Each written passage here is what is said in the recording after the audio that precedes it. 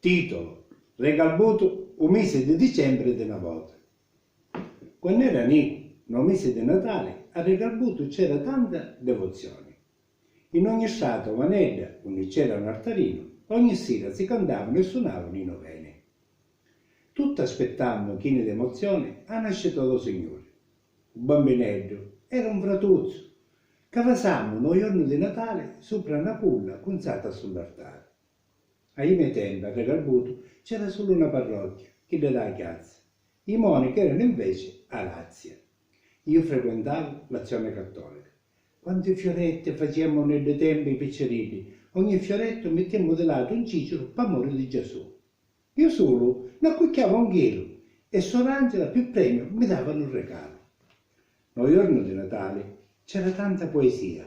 A chiazzo, chiano, in ogni casa c'erano auguri e baci a concongiare. Nel giorno erano tutti amici, i scerri si tenevano di lato, a pace era un obbligo morale. In ogni casa del paese non mancavano i cucinati, chi le mele o dei fichi macerati. Un panettone si mangiava solo a Milano, nelle nostre case solo dolci e cibi siciliani, maccheroni freschi con succo di coniglio, carne di porco solo patronale, stiglioli chini di ogni bene Dio. Ogni vicino di casa era un parente, non restava solo nelle feste. Ora è diverso. Natale non è più lo stesso. Non c'è emozione, ma solo malverso. A chiesa si ci va per abitudine, non per devozione.